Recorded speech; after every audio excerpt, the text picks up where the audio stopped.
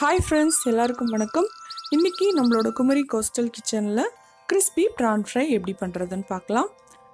First ஒரு பவுலில் கொஞ்சம் இறாலை அதோட தோடை நீக்கிட்டு நல்லா கழுவி எடுத்து வச்சுக்கோங்க. இது கூட ஒரு 1/4 டீஸ்பூன் அளவுக்கு இஞ்சி பூண்டு விழுது, கூடவே ஒரு பாதி எலுமிச்சை பழத்தோட சாறு,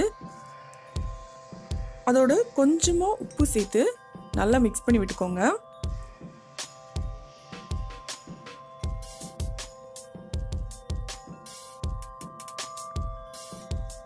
இது ஒரு 15 நிமிஷத்துக்கு அப்படி இருக்கட்டும்.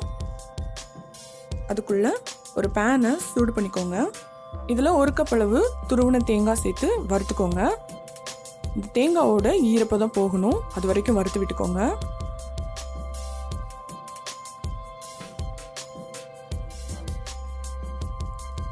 இது கொஞ்சம் பொன்னிறமாக மாற ஆரம்பிக்கிற ஸ்டேஜில் ஸ்டவ் ஆஃப் பண்ணிவிட்டு இது ஒரு பிளேட்டில் எடுத்து நல்லா ஆற வச்சுக்கோங்க.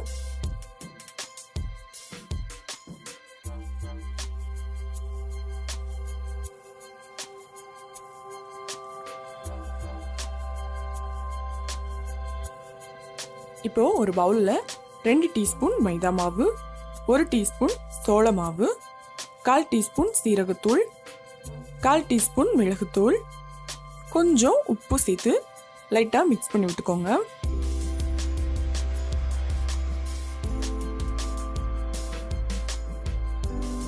இன்னொரு பவுலில் ஒரு முட்டையை உடைச்சி ஊற்றிட்டு நல்லா மிக்ஸ் பண்ணி விட்டுக்கோங்க.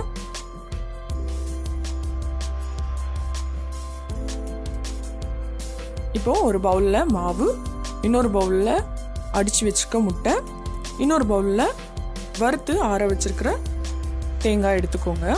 இப்போது இந்த இறாலை ஃபஸ்ட்டு இந்த மாவில் லைட்டாக புரட்டிட்டு அதுக்கப்புறமா இந்த முட்டையில் போட்டு ஒரு வாட்டி முக்கிட்டு இந்த தேங்காய் பூவிலையும் போட்டு லைட்டாக புரட்டிட்டு சூடான எண்ணெயில் போட்டு பொரிச்சு எடுத்தால் போதும்.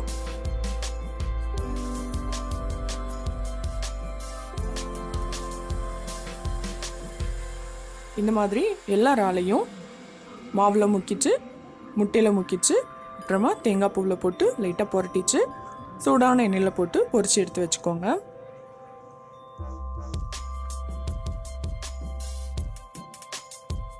இது ஒரு பக்கத்துக்கு கொஞ்சம் பொன்னிறமாக பொரிஞ்சதும் மறுபக்கத்துக்கு திருப்பி போட்டுக்கோங்க.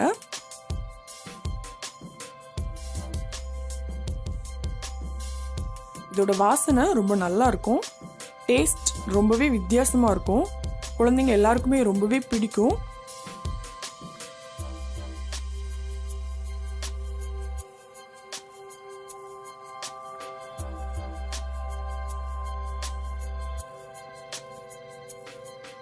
அவ்வளோதான்.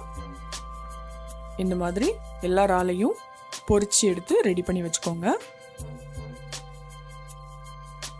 இப்போது நம்மளோட கிறிஸ்பி ப்ரான் ஃப்ரை தயாராகிடுச்சு. நீங்களும் இந்த ரெசிபியை உங்களோட வீட்டில் ட்ரை பண்ணி பார்த்துட்டு மறக்காமல் கமெண்ட் பண்ணுங்கள். இந்த வீடியோ உங்களுக்கு பிடிச்சிருந்துச்சுன்னா எங்களோட சேனலை சப்ஸ்கிரைப் பண்ணுங்கள். ருசியாக சாப்பிடுங்க, ருசிச்சு சாப்பிடுங்க.